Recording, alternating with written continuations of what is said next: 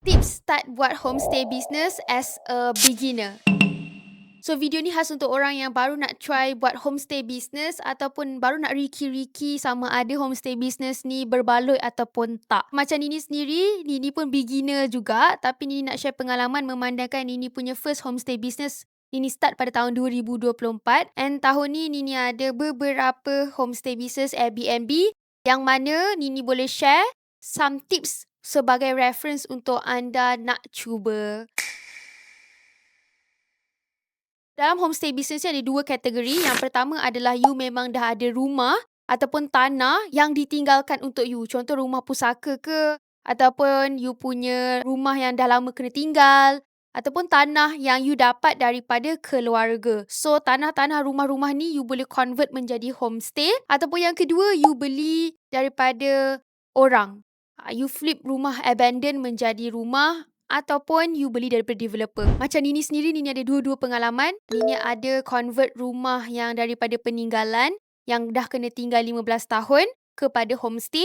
Dan yang kedua, Nini ada beli rumah yang dah abandoned, Nini flip menjadi homestay. Dan juga ada Nini beli daripada developer, yang Nini tukar menjadi Airbnb. Tapi tips yang Nini nak share hari ni memang boleh pakai. Mana-mana kategori yang you duduk ni pun boleh pakai, sebab tips ni untuk homestay owner. Zaman sekarang, tak semestinya you buat rumah daripada bata.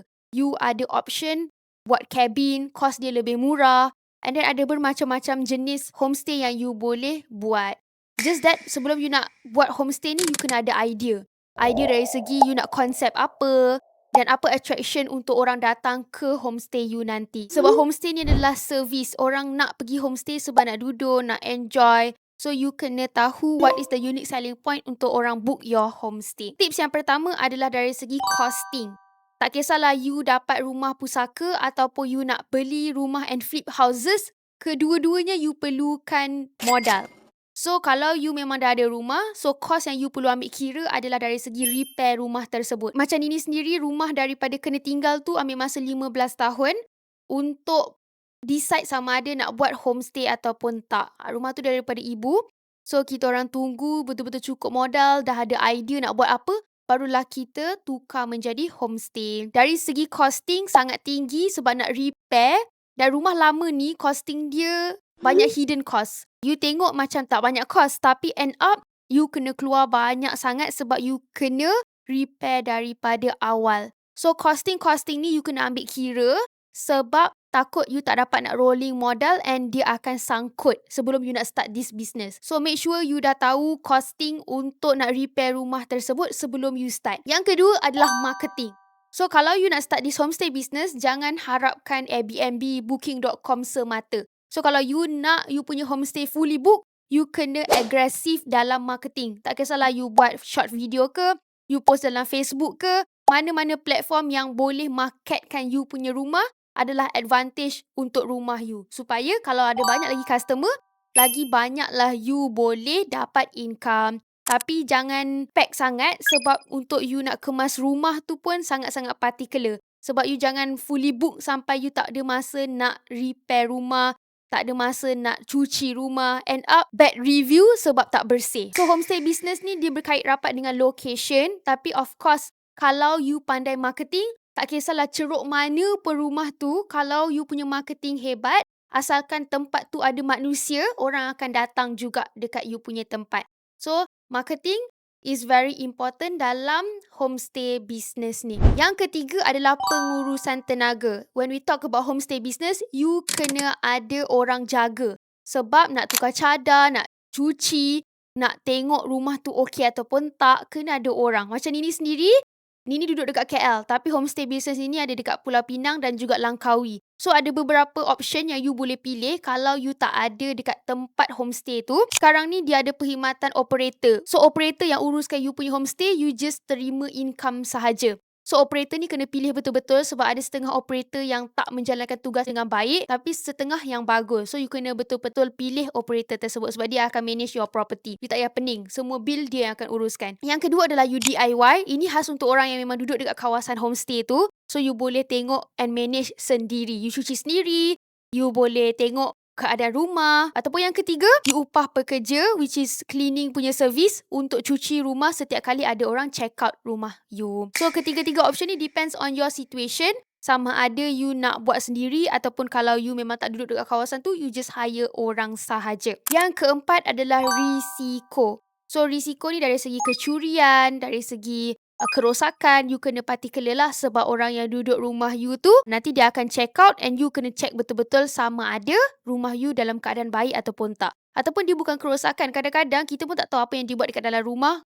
Dia seludup dadah ke apa ke. So you as a owner kena particular bab tu. That's why terms and conditions sangat penting. Sebelum ni Nini tak tahu, tapi bila Nini dah sendiri experience kerosakan, penipuan dari segi bilangan orang yang masuk homestay, so you kena buat terms and condition. Dan security deposit sangat penting. Kalau apa-apa terjadi kerosakan, security deposit tu nanti you boleh potong. And jangan ambil harga terlampau rendah sebab harga rendah attract cheap people.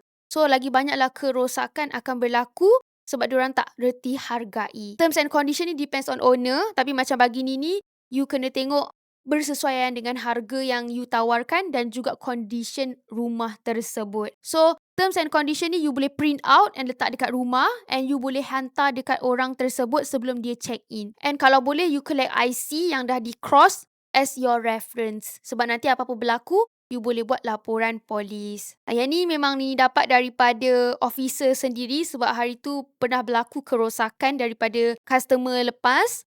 Tapi sebabkan ini tak collect any details customer tu, so end up polis pun tak boleh buat apa. Tapi kalau you ada dia punya detail, much better. Yang kelima adalah dari segi facility.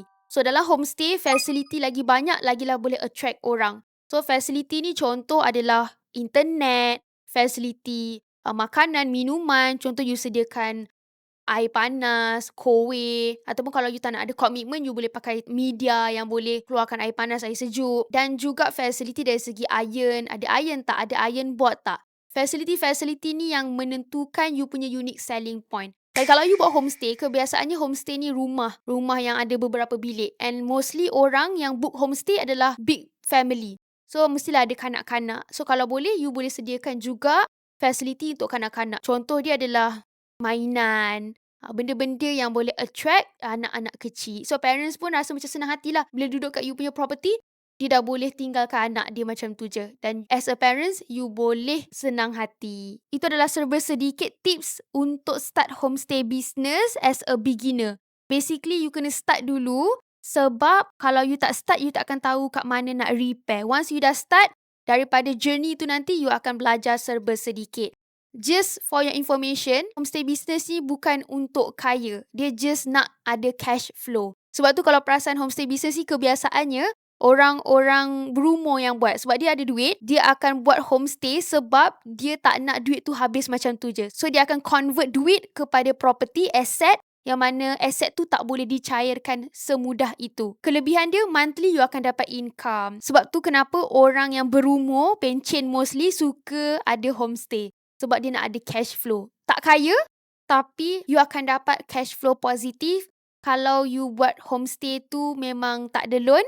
And of course, untuk you ada something activity untuk hari tua nanti. So, ni adalah sedikit tips nak buat homestay business as a beginner. Dan apa pula beza homestay dan juga rumah sewa? Kenapa nak buat homestay? Kenapa tak buat je rumah sewa? So, perbezaan dia adalah fleksibel. Homestay business ni lebih fleksibel yang mana you and family you pun boleh duduk dekat rumah tu kalau you nak pergi bercuti dan sebagainya. And kalau you tak nak bercuti ataupun you nak back to your normal life, boleh sewakan dekat orang. At least boleh dapat hasil dan juga income. Mostly orang akan convert property yang dia rasa potential untuk dapat income kepada homestay supaya at least ada cash flow. Berbeza dengan rumah sewa sebab rumah sewa, once dia dah sewa, you dah tak ada chance nak pergi unless dia keluar daripada rumah sewa tu. So macam ni ada dua-dua pengalaman, rumah sewa dan juga homestay. Next episode mungkin ini akan share tentang rumah sewa pula. Kalau you suka episode macam ni, please like, share and subscribe YouTube ni. Dan boleh komen dekat bawah topik apa lagi yang you suka dengar. Jangan rasa geram kalau Nini pakai topi ke depan macam ni. Sebab kalau Nini buka topi memang macam botak. Sebab ni tudung malas.